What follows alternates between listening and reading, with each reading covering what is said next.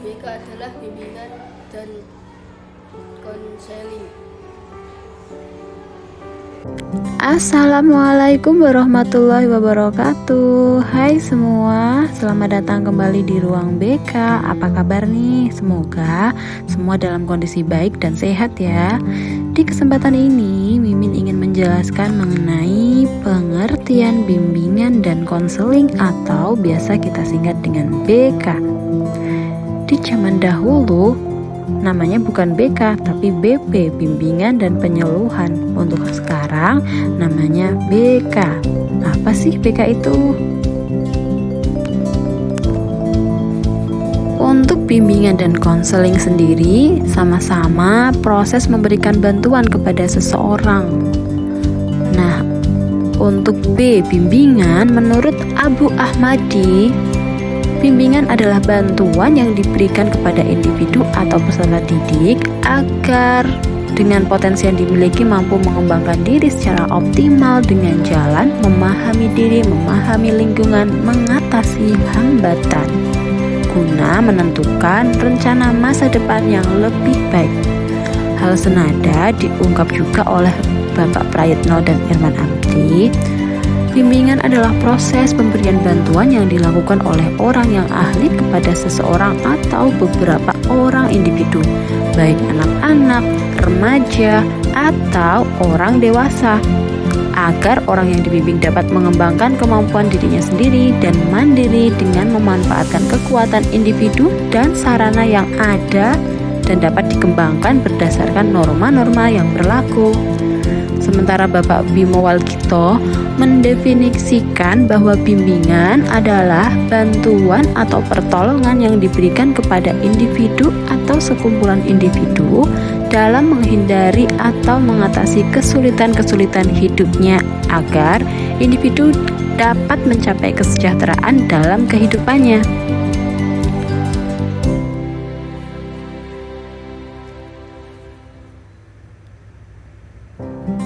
Bimbingan diadakan dalam rangka membantu setiap individu untuk lebih mengenali berbagai informasi tentang dirinya sendiri.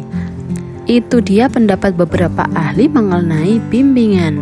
Untuk konseling ini diperoleh dari buku Bapak Prayitno. Menurut Tolbert, konseling adalah hubungan pribadi yang dilakukan secara tatap muka antar arah dua orang, dalam mana konselor melalui hubungan itu dengan kemampuan-kemampuan khusus yang dimiliki, menyediakan situasi belajar. Dalam hal ini konseli dibantu untuk memahami diri sendiri, keadaannya sekarang dan kemungkinan keadaannya di masa depan yang dapat ia ciptakan dengan menggunakan potensi yang dimilikinya demi untuk kesejahteraan pribadi maupun masyarakat. Lebih lanjut, konseli dapat belajar bagaimana memecahkan masalah-masalah dan menemukan kebutuhan-kebutuhan yang akan datang. Sementara Bapak Jones menyebutkan bahwa konseling merupakan suatu hubungan profesional antara seorang konselor yang terlatih dengan klien. Hubungan ini biasanya bersifat individual atau seorang, meskipun kadang-kadang melibatkan lebih dari dua orang, dan dirancang untuk membantu klien memahami dan memperjelas pandangan terhadap ruang lingkup hidupnya sehingga dapat membuat pilihan yang bermakna bagi dirinya.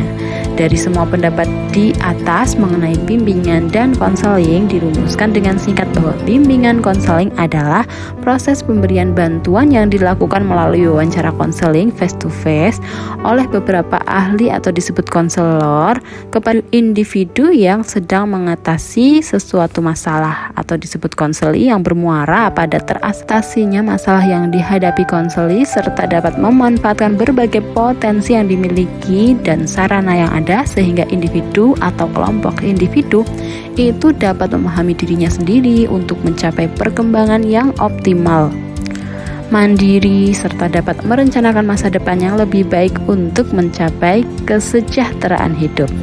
Di sekolah menengah, di mana siswa-siswinya berada di masa remaja, banyak sekali permasalahan yang muncul. Siswa lebih dituntut untuk mengenal kebutuhan dan potensinya, mengetahui minat dan bakatnya, tentang karir, tentang hidupnya, tentang permasalahan pribadinya.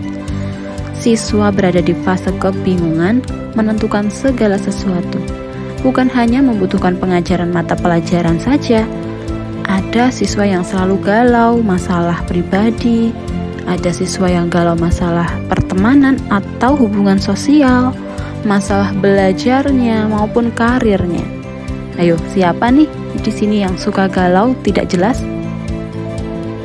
Mau cerita ke ortu malu, cerita ke teman takut diejek, bingung mau kemana?